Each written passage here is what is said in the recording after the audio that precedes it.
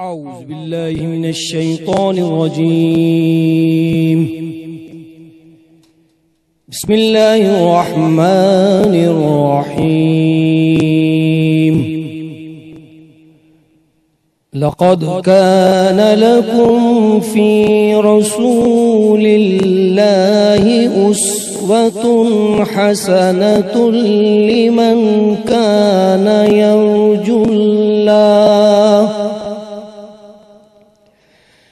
لمن كان يرجو الله واليوم الآخر وذكر الله كثيرا.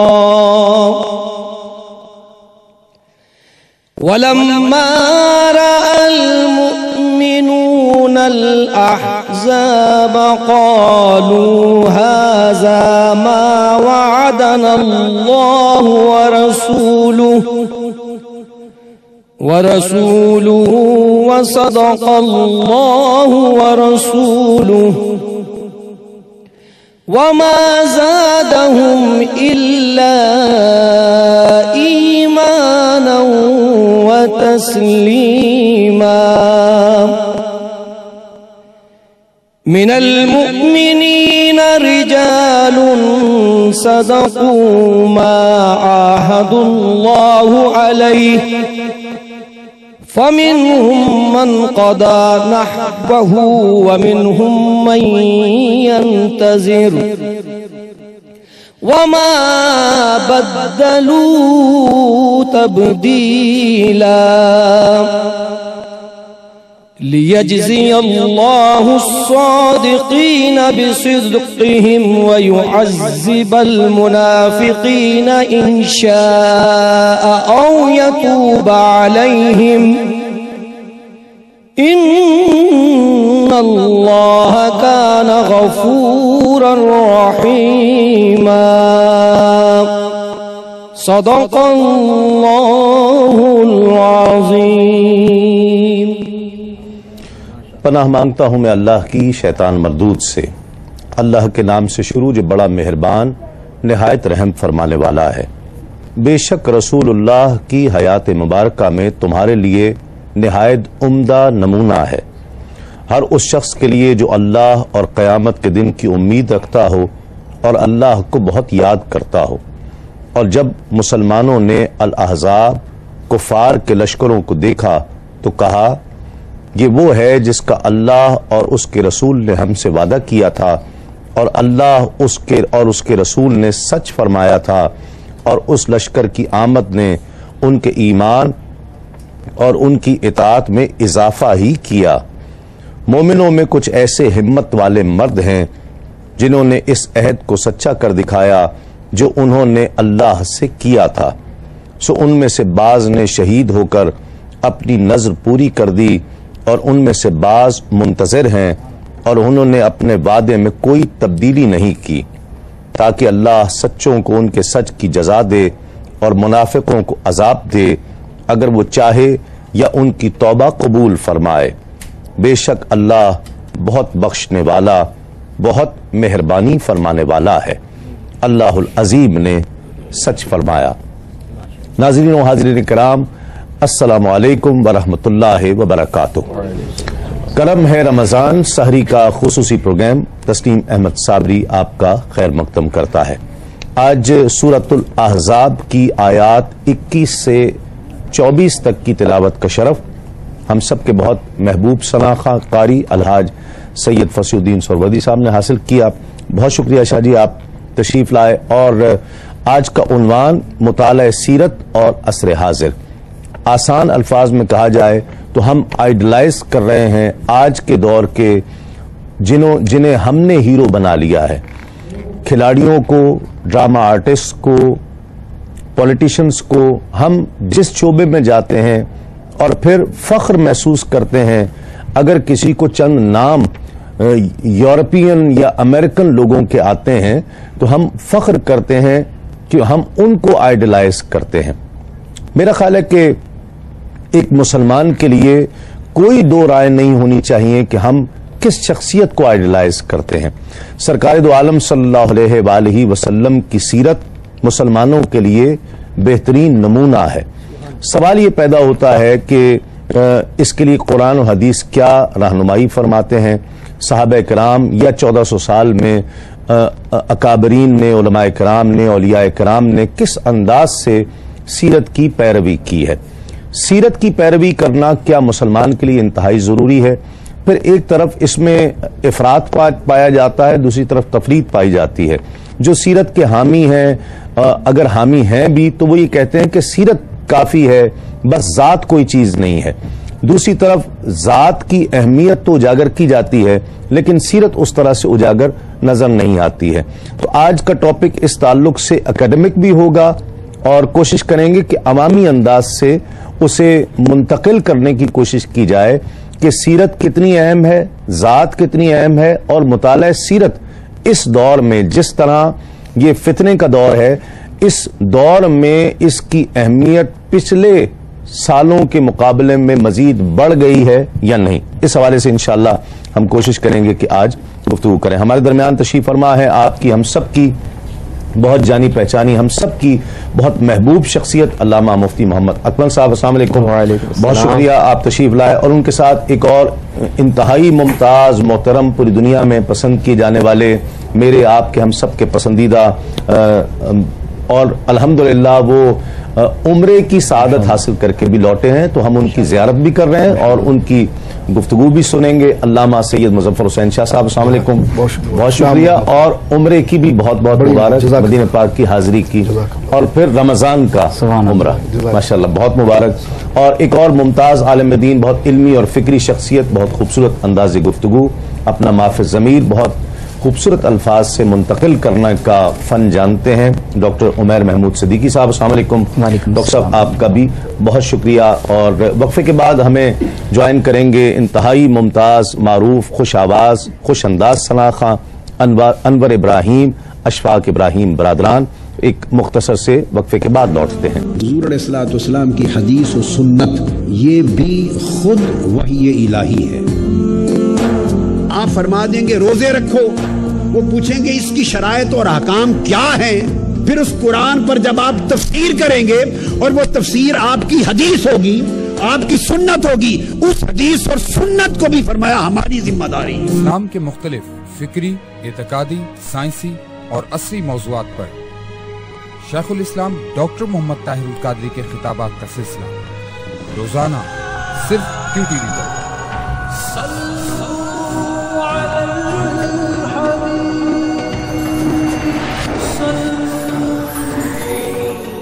خوش آمدید، آپ پروگرام دیکھ رہے ہیں کرم ہے رمضان، تسنیم صابری کے ساتھ 22واں روزہ، اور آج کا ٹاپک ہے مطالعہ سیرت اور عصر حاضر۔ مطالعہ سیرت کی ضرورت عصر حاضر میں کتنی ہے، کیا ہے، اس حوالے سے انشاءاللہ گفتگو کریں گے۔ انور ابراہیم، اشفاق ابراہیم نے ہمیں جوائن کیا۔ السلام علیکم، بہت شکریہ آپ تشریف لائے۔ آغاز کرتے ہیں کلام سے، بسم اللہ۔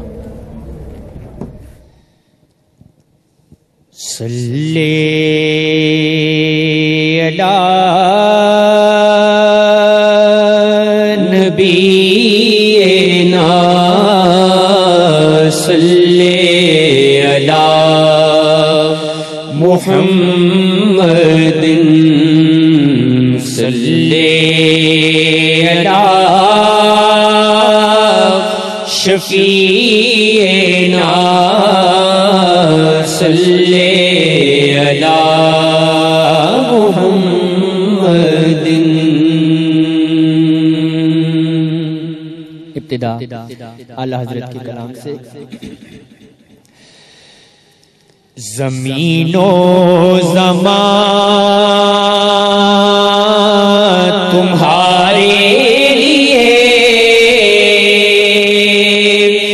مکین و مکان تمہارے لیے، زمین و زمان تمہارے لیے مکین و مکان تمہارے لیے، چنین و چنا تمہارے لیے، بنے دو यहाँ तुम्हारे लिए। और दहन में ज़बान तुम्हारे लिए, बदन में है जान तुम्हारे लिए। दहन में ज़बान तुम्हारे लिए, बदन में है जान तुम्हारे लिए। हम आए यहाँ तुम्हारे लिए, उठे भी वहाँ तुम्हारे लिए। हम आए यहाँ तुम्हारे लिए, उठे भी वहाँ तुम्हारे लिए। और इशारे से चांद चीर दिया, छुपे हुए फूल को फेर लिया। इशारे से चांद चीर दिया, छुपे हुए फूल को फेर लिया। गए हुए दिन को असर किया, ये ताबो तवा तुम्हारे लिए। गए हुए दिन को असर किया, ये ताबो तवा तुम्हारे लिए। और सबाबो चले के बाग फले, वो फूल खिले के दिन हो भले। सबाबो चले के बाग फले, वो फूल खिले के दिन हो भले। लिवा के तले सना में खुले, रज़ा की ज़बान तुम्हारे लिए। लिवा के तले सना में खुले, रज़ा की ज़बान तुम्हारे लिए। ज़मीनो ज़मान तुम्हारे लिए, मकीनो मकान तुम्हारे लिए। सुभान अल्लाह, बहुत खूब, बहुत खूब। मुफ्ती साहब, आगाज़ करते हैं गुफ्तगू का। नबी करीम सल्लल्लाहु अलैहि वसल्लम की सीरत मुबारका के हवाले से कुरान में, हदीस में सरकार ने खुद क्या फरमाया इस हवाले से? अऊज़ु बिल्लाहि मिनश शैतानिर रजीम, बिस्मिल्लाहिर रहमानिर रहीम। जी, कुरान के लिहाज से तो मैं दो आयात अर्ज़ करता हूँ। एक तो बड़ी मशहूर और मारूफ है कि लक़द कान लकुम फ़ी रसूलिल्लाहि उस्वतुन हसना, कि ज़रूर बेशक नबी करीम सल्लल्लाहु अलैहि वसल्लम की हयात तय्यबा में तुम्हारे लिए बेहतरीन अमली नमूना है। ये बज़ाहिर एक ख़बर है, लेकिन हकीकतन देखा जाए तो इसमें एक अम्र भी पोशीदा है कि जब नबी करीम सल्लल्लाहु अलैहि वसल्लम को एज ए रोल मॉडल अल्लाह तबारक व तआला ने क़यामत तक के लोगों के लिए मुक़र्रर फरमा दिया, तो आपकी इत्तिबा भी करें, आपकी सीरत को अपनाएं।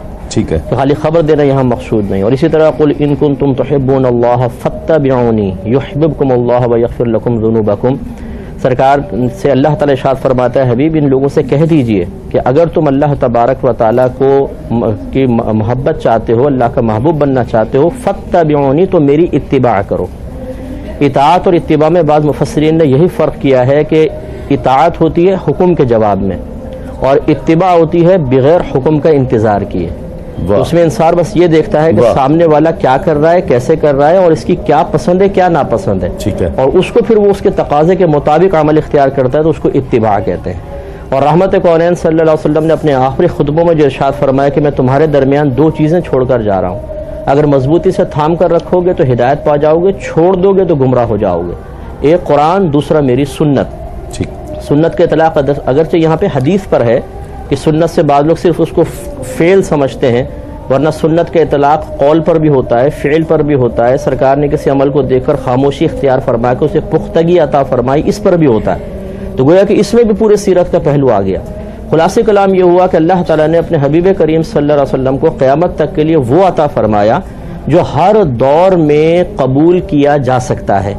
یہ نہیں ہے کہ وہ کسی دور میں ہم یہ کہیں کہ یار یہ دور ایسا ہے کہ اس میں وہ سرکار کا عمل ناقابل قبول ہے یا ممکن نہیں ہے کہ ایسا کریں، کیونکہ اللہ تعالیٰ جس چیز کو مقرر کر دے وہ بڑی پرفیکٹ ہوتی ہے اور بڑے اندازے کے ساتھ ہوتی ہے۔ اور دوسری بات یہ کہ جو کچھ اللہ نے اپنے حبیب کو عطا فرمایا اس میں کسی کا انکار نہیں کہ وہ سب سے مقبول اور محبوب ترین عطا فرمایا، گویا کہ جو اس کو اپنا لے گا تو پھر اللہ تبارک و تعالیٰ کی بارگاہ میں محبوب اور مقبول ہوتا چلا جائے گا۔ اس سے امپورٹنس بھی ظاہر ہوئی اور اتباع کا حکم شرعی بھی معلوم ہو گیا کہ اتباع کرنا واجب ہے۔ قولی میں تو بہت ہی زیادہ جب سرکار حکم فرماتے ہیں، اور فعل میں بھی اتباع کرنا ہمارے لیے باعث نجات ہے، اور اللہ تعالیٰ نے جو کچھ عطا فرمایا اپنے حبیب کو اگر ہم اپنا لیں گے تو مقبول اور محبوب ہوں۔ صحیح، قرآن خود کہہ رہا ہے کہ سیرت بہترین نمونہ ہے، سیرت رسول، لیکن اعتراض کرنے والے اعتراض کرتے ہیں، اور یہ طبقہ بنا بھی ہمارے ہاں مسلمانوں میں کہ قرآن تو کہہ رہا ہے لیکن کہاں سے لیں سیرت؟ کوئی چیز اوتھینٹک نہیں ہے، کوئی مستند نہیں ہے، ایون کہ احادیث کا انکار ہو رہا ہے کہ قرآن سب کچھ ہے، احادیث چونکہ اس کی سند موجود نہیں ہے اور سیرت اس کی کوئی سند موجود نہیں ہے، اس لیے نہیں، اس کو کیسے ہم کہاں سے پڑھیں اور کیسے عمل کریں؟ بسم اللہ الرحمن الرحیم۔ اللہ رب العالمین جل مجدہ نے ارشاد فرمایا وما ارسلنا من رسول الا لیطاع باذن اللہ، ہم جس رسول کو بھیجتے ہیں تو اس لیے بھیجتے ہیں کہ اس کے قول و فعل و عمل اور تقریر کی اطاعت کی جائے۔ یہ جو بات آپ نے ذکر فرمائی قبلہ کہ سیرت مبارکہ مرتب نہیں ہے، احادیث مرتب نہیں ہے، یہ دین سے دوری کی بات ہے، علم سے دوری کی بات ہے۔ کوئی شخص جس کا قرآن و سنت سے کوئی تعلق ہی نہیں ہے، پڑھنے پڑھانے سے کوئی تعلق ہی نہیں ہے، اور دینی اسباق اور شغف سے کوئی تعلق ہی نہیں ہے، تحقیق کے ساتھ کوئی تعلق ہی نہیں ہے، وہ تسلسل جو علم شریعت حاصل کرنے کا اس سے اس کو کوئی مسی نہیں ہوا ہے، وہ اس دیوانگی میں یہ بات کر سکتا ہے۔ لیکن جسے قرآن و سنت کی ادنا سے بھی تمیز حاصل ہو جاتی ہے، قرآن ہی کی تمیز سے ادنا سے حاصل ہو جاتی ہے، وہ اتنے مضبوط پیرائے پر احادیث کی اسناد اور احادیث کے فنون کو مرتب کرنا، اور پھر احادیث کا جو نچوڑ اور مغز جو ہے سیرت نبویہ علیہ صاحب تحت الثناء، اس کی ترتیب کے اعتبار سے جو عصری، جو فکری، جو علمی، جو نظریاتی تقاضے ہو سکتے ہیں، تمام کا جو ایک بے نظیر اور ایک بے مثال اہتمام کیا گیا ہے، تاریخ تو خود اس کے سامنے جھکی ہوئی نظر آتی ہے۔ ایک بات۔ دوسری بات ہے کہ سرکار دو عالم صلی اللہ علیہ وسلم کے بارے میں تو قرآن مجید نے خود اس منصب متین کو ذکر فرما دیا نا کہ آپ کی اطاعت کی جائے، تو قرآن خود کہتا ہے یا ایھا الذین آمنوا اطیعوا اللہ واطیعوا الرسول واولی الامر منکم۔ سورہ نساء میں ذکر کیا گیا اللہ کی اطاعت کرو، رسول کی اطاعت کرو، اور جو تم پر اوامر، جو تم پر علماء اور تم پر جو صاحبان علم ہیں ان کے فرامین کی اطاعت کرو۔ تو تھوڑی دیر کے لیے قبلہ صاحب اگر آپ توجہ کریں تو یہاں پر اللہ رب العالمین جل مجدہ نے اپنی ذات کے لیے اور اپنے محبوب کریم صلی اللہ علیہ وسلم کے ذات کے لیے مستقل طور پر اطاعت کا لفظ ذکر کیا ہے، اور وہ شخص جو حدیث کا انکار بھی کرتا ہے وہ اس بات کا ضرور اقرار کرتا ہے کہ قرآن کا کوئی لفظ جس جگہ پر آیا ہے وہ فضول نہیں ہے، وہ بے محل نہیں ہے، بلکہ ہر جگہ پر جو لفظ آیا ہے وہ اللہ رب العالمین کا فصیح کلام ہے، رب کریم محمل باتوں سے، بے رب باتوں کرنے سے اس کا کلام پاک ہے۔ تو اب اس بات پر غور کرنا ہے کہ یہاں پر بات تو 3 ذاتوں کی جا رہی ہے، اللہ رب العالمین کے رسول کی، اور پھر وہ جماعت جو اولو الامر ہے نیچے، جو علماء جو صاحبان علم ہے۔ اس میں آپ دیکھیے کہ اللہ رب العالمین جل مجدہ کے لیے اور نبی کریم علیہ الصلوۃ والسلام کے لیے قرآن نے مستقل طور پر اطاعت کا لفظ ذکر کیا، یا ایھا الذین آمنوا اطیعوا اللہ واطیعوا الرسول وَأُولُو الْأَمْرِ مِنْكُمْ کے اندر اطاعت کا لفظ نہیں ذکر کیا۔ اس سے مراد یہ تھا کہ جب رسول کریم صلی اللہ علیہ وسلم جو اللہ کا کلام ہی پر پڑھ کے سناتے ہیں تو پھر آپ کی اطاعت کی کیا ضرورت ہے، پھر اس میں اطاعت لانے کی کیا ضرورت ہے؟ تو پتہ چلا کہ قرآن مجید فرقان حمید جو سید عالم صلی اللہ علیہ وسلم کے قلب منیر پر نازل ہوا اور بحیثیت اللہ کا یہ کلام ہے جو آپ بتاتے ہیں اور لوگ اس کو ایکسپٹ کرتے ہیں، تو یہ اطاعت الہی ہے۔ اور جب اس میں معنی اور مفاہیم اور حاضر جو مسائل درپیش مسائل ہیں اس کا حل جب صحابہ پوچھتے ہیں یا حضور کی سیرت مبارکہ جو قیامت تک آنے والے مرور زمانہ کے اعتبار سے، ایجادات کے اعتبار سے، جو اس کے حل، اس کی علت، اس کے اصول جب حضور اس کی تشریح و تفسیر میں بیان کرتے ہیں تو اس کے سامنے جو آمنا صدقنا کہہ کر قرآن کی تفسیر رسول کا قول سمجھ کر وہ لیتا ہے تو یہ رسول کی اطاعت ہوتی ہے۔ وہ اولو الامر سے مراد یہ ہے کہ وہ اولو الامر جو ہے وہ آزاد نہیں ہے، اس کا فیصلہ جب مانا جائے گا جب وہ اللہ اس کے رسول کے فرامین کے مطابق ہوگا۔ آگے ذکر کیا گیا کہ اولو الامر علماء اور اہل علم کے مسئلے میں اگر تم کہیں نزاع کا شکار ہو جاؤ تو پھر اس کی ذات حجت نہیں ہے، پھر اللہ کی اطاعت اور رسول کی اطاعت کی طرف تم پھیرو گے۔ تو رسول کی اطاعت کیا ہے؟ وہ حدیث رسول ہے۔ رسول کی اطاعت کیا ہے؟ وہ قرآن کی تفسیر ہے، جو ایک واضح صورت یہاں پر ذکر کی گئی، ایک نہیں درجنوں آیتیں صرف قرآن کے اندر موجود ہے۔ سورہ نحل میں لِتُبَيِّنَ لِلنَّاسِ مَا نُزِّلَ إِلَيْهِمْ، حبیب آپ اس کی تفسیر کرو جو ہم نے آپ پر نازل کیا ہے۔ وہ تبین للناس، وہ تبیین جو ہے وہی سیرت ہے، تبیین جو ہے وہی حدیث رسول ہے۔ صحیح ناظرین، اب عام آدمی بھی، ایک عام آدمی آپ سے بھی مجھ سے بھی یہ تقاضا کرتا ہوا نظر آ رہا ہے اس دور میں کہ ایک عام آدمی آفس میں آپ کو کہیں ملے، کہیں چائے کی دکان پر مل جائے گا، کہیں پان کی دکان پہ مل جائے گا، آپ کوئی دین کی بات اگر اس کو بتاتے ہیں تو وہ کہتا ہے جی کہاں ہے، کہ قرآن میں ہے کہ نہیں، قرآن میں نہیں، حدیث میں، تو بخاری میں ہے یا نہیں ہے؟ اگر بخاری میں نہیں ہے تو وہ اس کو ماننے سے انکار کر دے گا۔ کچھ گویا احادیث کی سند پر سوال اٹھایا جاتا ہے۔ اس حوالے سے بات کرتے ہیں ایک مختصر سے وقفے کے بعد۔ پیغر جود و سخا سیدنا عروہ بن زبیر رضی اللہ عنہ بیان کرتے ہیں کہ سیدہ عائشہ رضی اللہ عنہا کے پاس اللہ تعالیٰ کے رزق میں سے جو بھی چیز آتی وہ اسے اپنے پاس نہ روکتی بلکہ اسی وقت کھڑے کھڑے اس کا صدقہ فرما دیتی۔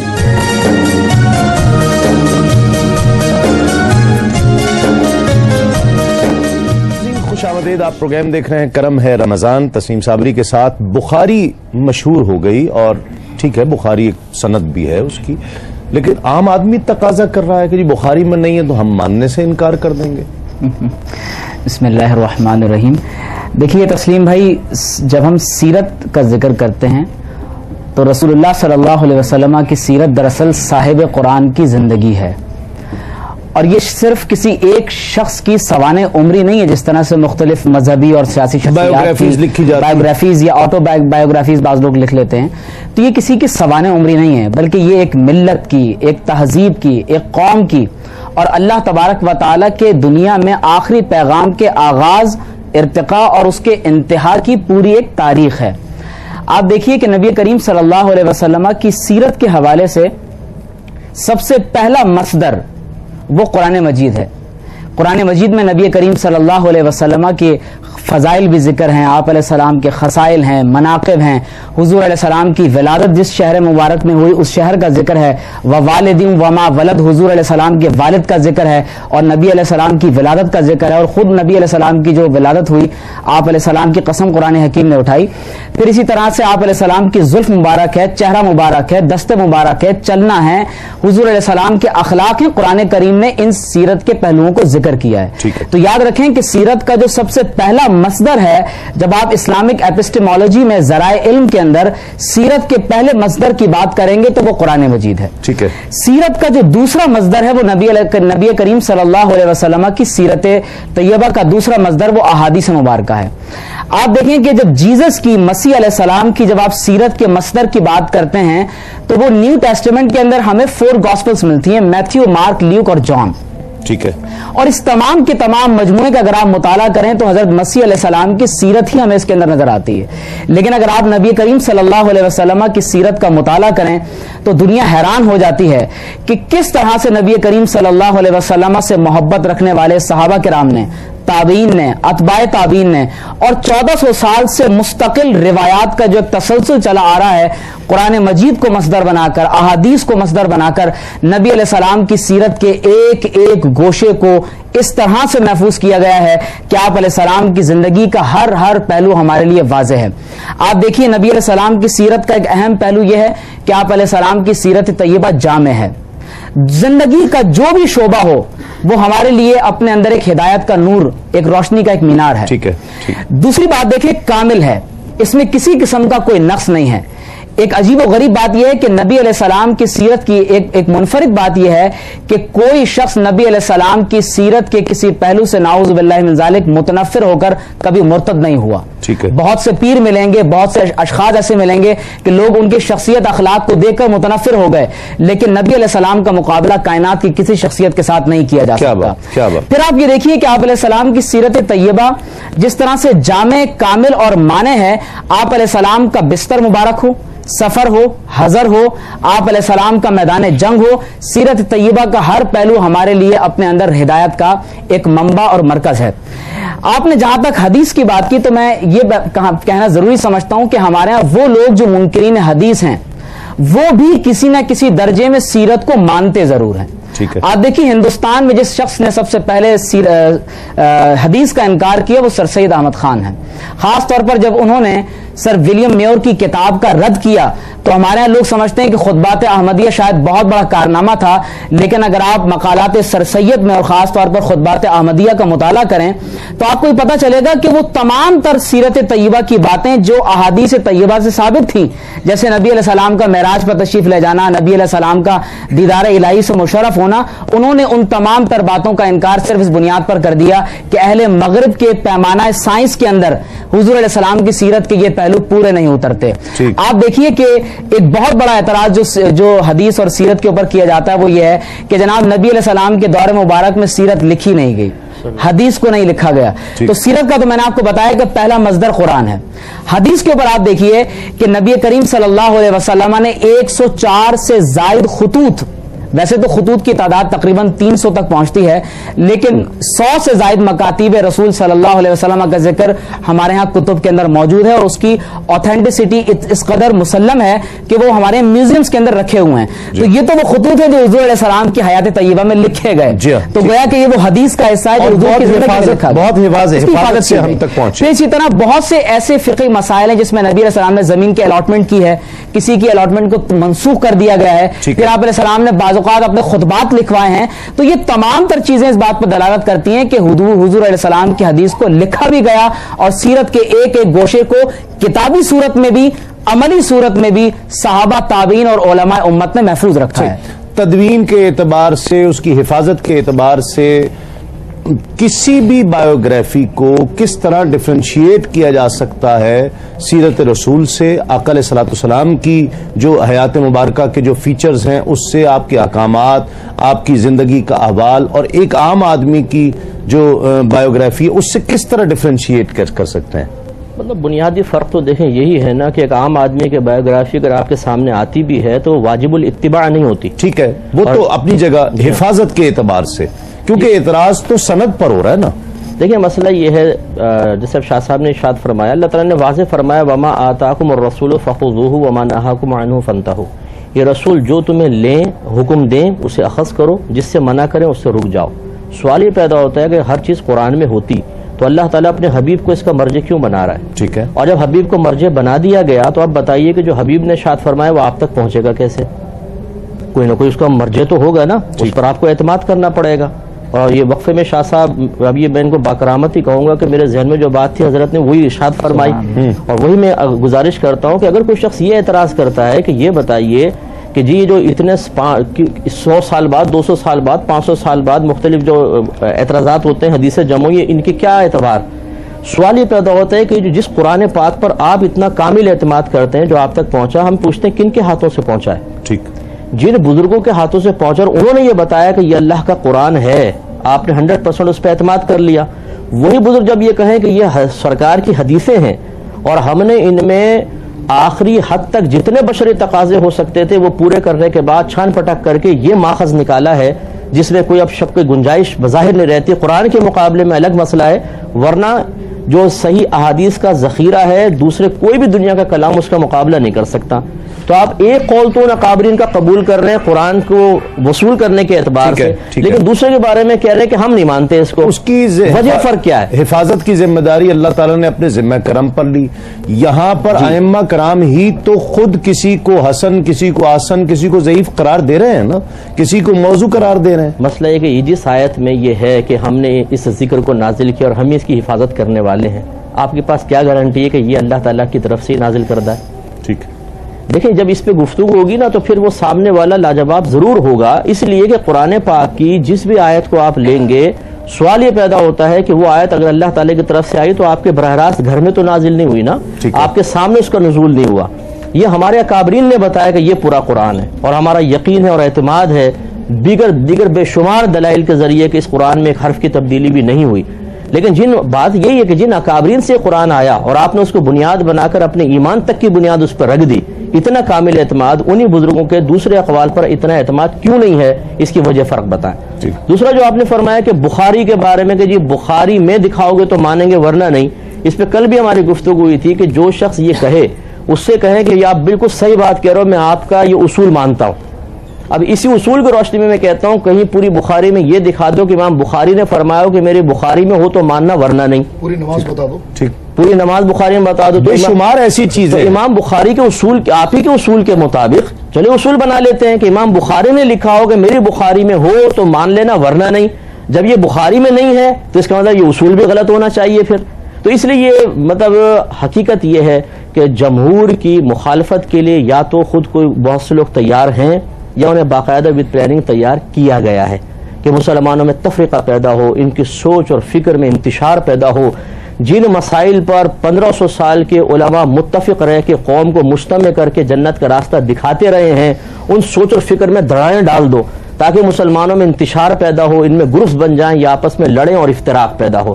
اسی لیے تو نبی کریم صلی اللہ علیہ وسلم کی سیرت پاک پہ اتنا زور دیا جاتا ہے کہ جن ماخذ سے سرکار کی سیرت مبارکہ حاصل ہو رہی ہے ان ماخذ پر اعتماد کرنے کے بعد جب ہم اس سیرت کو اختیار کریں گے تو پوری امت یکجا اور متحد نظر آئے گی. مجھے کالز بھی لینی ہے لیکن اس بات کا جواب میں آپ سے ہی لے لیتا ہوں کہ کیا یہ سیرت پر اعتراض کرنا، انکار کرنا صحابہ کرام پر، تابعین پر، ائمہ کرام پر، ان شخصیات پر اعتراض نہیں ہے کہ جنہوں نے اپنی تمام تر زندگیاں اس میں وقف کر دیں؟ دیکھیں یہاں میں ایک چھوٹی سی وضاحت ضرور کرتا ہوں. بالکل آپ نے صحیح بات فرمائی کہ واقعی ان بزرگان دین کی نیتوں پر، ان کے اعمال و افعال پر، ان کے کردار پر شک کرنا بد کردار کا کام ہے. سب کو آپ نے کٹہرے میں لا کے کھڑا کر دیا. لیکن اس میں یہاں ایک وضاحت ضروری ہے کہ دو گروپ ہوتے ہیں.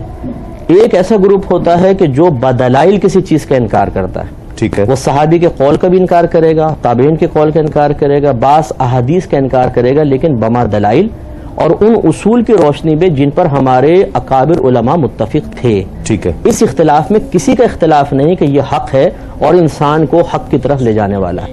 ٹھیک، لیکن ایک ہے کہ دلیل ہے نہیں، نتھو پتھو ہیں، دین کے الف بے پڑھی نہیں ہے اور وہ قرآن ہاتھ میں اٹھا کر آپ کے سامنے کھڑا ہو گیا. ایک شخص میرے سامنے آیا کہیں گے جی قرآن میں سب کچھ ہے، تو میں نے کہا اچھا ایک ذرا قرآن پیش کیجیے. قرآن ہاتھ میں. وہ ہمارے علاقے میں ایسی جگہ جگہ نوجوانوں کو کھڑا کر قرآن پڑھا رہے ہیں.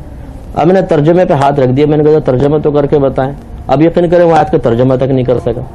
میں نے کہا یہ بتائیے کہ یہ جو ترجمہ کیا ہوا ہے آپ اس پر اتنا اعتماد کر رہے ہیں کہ جو لکھا ہے بس وہی مفہوم قرآن بیان کر رہا ہوگا، کیونکہ خود تم ترجمہ کر نہیں سکتے. اس پر اتنا اعتماد. اور اکابرین جو 1500 سال کے ہزارہا اکابرین کسی بات پر متفق ہیں وہ تمہیں مشکوک نظر آتی ہے. وہ لوگ جنہوں نے اپنی زندگیاں لگائی ہیں، اور ملتا ہے کہ میں ایک وقفہ لے لوں شاہ صاحب، پھر اس کو مزید گفتگو ہم کرتے ہیں. ایک کالر بھی ہیں ہمارے ساتھ. السلام علیکم. السلام علیکم. السلام علیکم. وعلیکم السلام. جی کون اور کہاں سے؟ میں لاہور سے بات کر رہی ہوں، رضیہ. جی میری بہن کیا کہیں گی؟ میرا ایک یہ بہت پرانا مسئلہ ہے. مفتی اکمل سے یہ سوال ہے، اگر آپ اچھی طرح یہ سن کے اس کا جواب دے دیں تو بہت مہربانی ہوگی. جی جی جی یہ ہماری جائیداد کے مسئلہ ہے. سب سے پہلے یہ ہماری پھپھو ساتھ رہتی ہیں میری شادی سے پہلے. اچھا. تو کافی جھگڑا چلتا رہا دادا کے ساتھ کہ یہاں سے آپ موو کر دیں، کہیں اور چلی جائیں. ٹھیک ہے. لیکن وہ نہیں موو کی. یہی مسئلہ دادا جی فوت ہو گئے، اس کے بعد جی ہمارے ابو کے اوپر یہ ذمہ داری آ گئی. ٹھیک ہے. تو وہ بھی اسی مسئلے کے ساتھ کہ یہاں سے چلی جاؤ، یہاں سے چلی جاؤ، نہیں گئی. اب ایسا ہے کہ وہ بھی دونوں فوت ہو گئے، میرا شوہر بھی فوت ہو گیا. تو اب میرے بچے بڑے ہوئے ہیں تو میں نے رجسٹری وغیرہ دیکھی ہے تو اس میں 57 سے رجسٹری میرے والد کے نام ہی ہے. یعنی جب ہم پاکستان میں آئے جب سے ہی ہمارے والد کے نام ہمارے دادا نے کروائی ہوئی تھی. ٹھیک ہے. تو اب آپ یہ بتائیں کہ اس میں شرعی حق بیٹی کا بنتا ہے کہ نہیں؟ آپ کے بھائی بھی ہیں؟ جی بھائی نہیں، میرے شوہر بھی فوت ہو گئے ہیں، اس کی بہن بھی فوت ہو گئی ہے، اس کا شوہر بھی فوت ہو گیا ہے، صرف اب میں ہی رہتی ہوں. ٹھیک ہے، بالکل آپ کو بتاتے ہیں. اور ایک میرا یہ بھی کوشچن ہے آپ سے جی جی کہ یہ مفتی آپ بٹھا لیتے ہیں، ٹھیک ہے جی، یہ اچھی اچھی باتیں کرتے ہیں، لیکن ان کی تعلیمات کہ انہوں نے کہاں سے پڑھا ہے، کیا کیا کیا ہوا ہے، ان کے بارے میں کچھ نہیں پوچھتا کہ بس یہ اسی کے لیے کہ اس کے لیے میری بہن عید کا پروگرام دیکھیے گا، اس میں ہم انشاءاللہ ان سے ان کی ذاتی زندگیوں کے حوالے سے بات کریں گے. جو آپ کی دلچسپی ہے، آپ کا شوق ہے، ایسے ہی پروگرامز میں یہ انشاءاللہ آپ کا یہ شوق اور ذوق پورا ہو سکے گا. ایک مختصر سے وقفے کے بعد لوٹتے ہیں.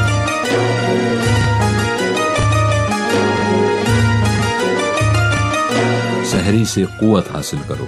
حضرت عبداللہ بن عباس رضی اللہ عنہما بیان کرتے ہیں کہ نبی کریم صلی اللہ علیہ وآلہ وسلم نے ارشاد فرمایا، روزہ رکھنے کے لیے سحری کھا کر قوت حاصل کرو اور دن یعنی دوپہر کے وقت آرام قیلولہ کر کے عبادت کے لیے طاقت حاصل کرو.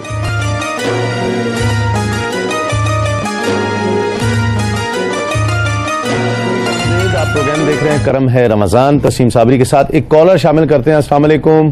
وعلیکم السلام سر. جی الحمد کراچی سے. جی جی بھائی.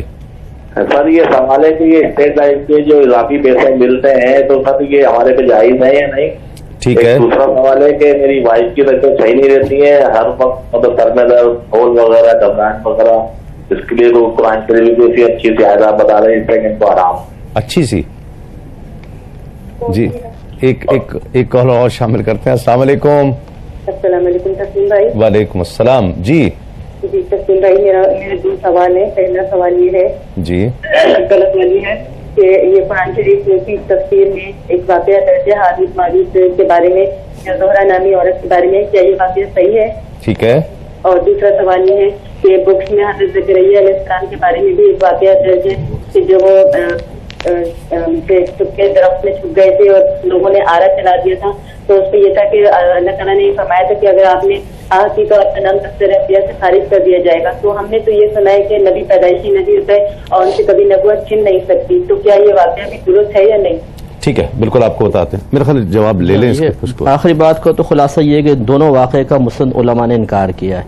ان زکریا کے بارے میں میں نے خود ایک کتاب میں حاشیہ پڑھا جو ابھی مکاشفۃ القلوب جدید آئی ہے کہ جس زکریا کا یہ واقعہ وہ زکریا علیہ السلام نہیں ہے، تو اس لیے یہ واقعہ ان کا نہ سمجھا جائے. اور ہاروت ماروت کا واقعہ اگرچہ مسند امام احمد بن حنبل میں بھی درج ہے، لیکن ہمارے جتنے محققین علماء ہیں ان سب نے اس واقعے کا انکار کیا ہے. اس لیے ان واقعوں کو بالکل مستند نہ سمجھا جائے اور نہ ان کو آگے بیان کیا جائے.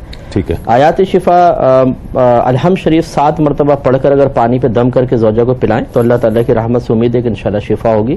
یہ جتنے انشورنس وغیرہ ہوتے ہیں ان کے پروفٹ، انشورنس بھی ناجائز ہے، بہت سے امور کی بنا پہ اس میں سود اور جوئے کا عنصر شامل ہے، تو اس کا پروفٹ بھی شرعاً جائز نہیں ہوگا. اور جو بہن نے کویسچن کیا تھا جو ان کے سسر صاحب نے آنے کے بعد اپنے بیٹے کے نام زمین یا پراپرٹی کچھ کر دی تھی، یہ بعض اوقات ایسا ہوتا ہے کچھ قانونی پیچیدگیوں کی وجہ سے کسی کو نامینیٹ کر دیا جاتا ہے، لیکن حقیقتاً اس کو مالک بنانا مقصود نہیں ہوتا. اگر انہوں نے کر بھی دیا تھا بالفرض تب بھی ان کو چاہیے کہ جتنے ان کے ورثہ بنتے ہیں، یعنی ان کے جو سسر کی اولاد تھی، لڑکے ہوں چاہے لڑکیاں، ان کو شرعی طریقے سے تقسیم کر دیں. اس لیے کہ اگر کوئی مورث ایک ہی بچے کو سب کچھ دے دے، دوسری اولاد کو محروم رکھے تو یہ گناہ ہے. اور نبی کریم صلی اللہ علیہ وسلم نے اس کو ظلم سے تعبیر فرمایا، اور ظلم میں ہو سکتا ہے کہ ان کو قبر میں عذاب ہو رہا ہو. اس لیے اولاد کو چاہیے کہ پراپرٹی کو نہ دیکھیں، والد صاحب کی آخرت کو دیکھتے ہوئے شرعی طریقے سے تقسیم کر دیں تاکہ ان کو قبر میں راحت ملے. ٹھیک، کلام پہلے شامل کر لیتے ہیں. ہمارے ساتھ تشریف فرما ہے انور ابراہیم، اشفاق ابراہیم. جی بسم اللہ. رحمت کا در کھلا ہے، دربار مصطفیٰ میں رحمت کا در کھلا ہے، دربار مصطفیٰ میں رحمت کا در کھلا ہے، دربار مصطفیٰ میں اور بن مانگے مل رہا ہے،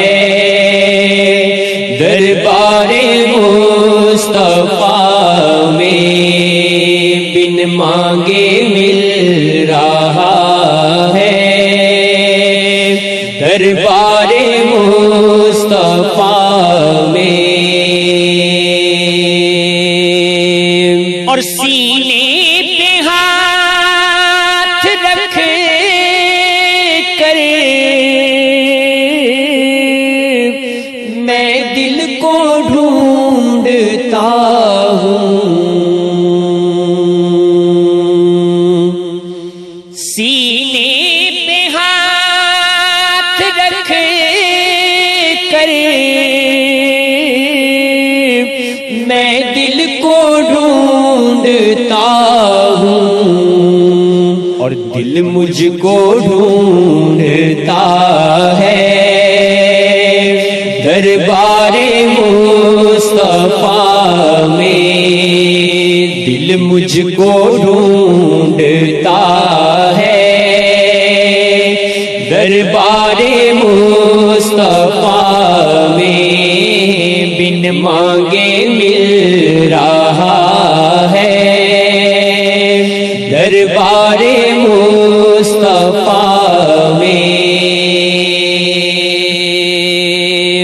और आंसू जो बहे रहे हैं सब हाल कह रहे हैं, आंसू जो बहे रहे हैं सब हाल कह रहे हैं, लब कौन खोलता है दरबार मुस्तफा में, लब कौन खोलता है दरबार मुस्तफा में, और मरने के बाद मेरा पूछे कोई तो कहना, मरने के बाद मेरा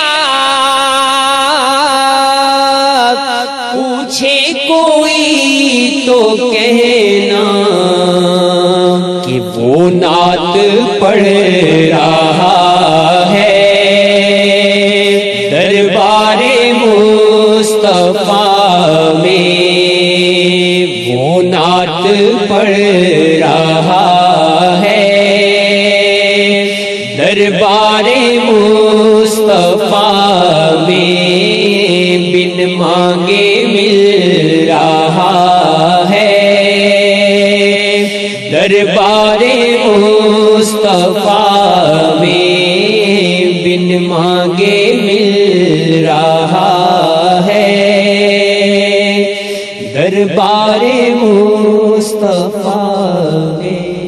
सुभान अल्लाह सुभान। शाह साहब, एक मकतबा फ़िक्र ऐसा भी है जो ज़ात और सीरत के हवाले से जब कंपैरिजन करता है तो कहता है कि ये सरकार का काम था, वो जो अमल करके गए उसके बाद सीरत हमारे सामने है, हमें वैसा करना चाहिए।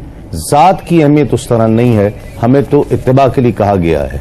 मैं इससे पहले एक बात अर्ज करूं, क़िबला मुफ्ती साहब ने जिस मौजू को बड़े खुल के बयान कर दिया कि कुरान करीम फुरकान हमीद का तर्जुमा करना नहीं आता करते हैं। एक बड़ा लतीफ़ा मशहूर हुआ है मुफ्ती साहब कि एक आदमी जब कुरान की आयत पढ़ता था वो पढ़ता था या अय्युहल्लज़ीना आमनू क़ूलू उन्ज़ुरना, उससे कहते हजरत साहब आपने रायना छोड़ दिया, तो कहा वो तो अल्लाह ने खुद मना किया ला तक़ूलू रायना, अल्लाह ने कहा रायना ना कहना, तो मैं क्यों कहूँ रायना। तो अगर मबलग़ इल्म ये हो कि वो ला तक़ूलू रायना सिर्फ इसलिए छोड़ दे कि वो, तो ये एक लतीफ़े के तौर पर कुरान फहमी का अंदाज आप ये जरा देखिए।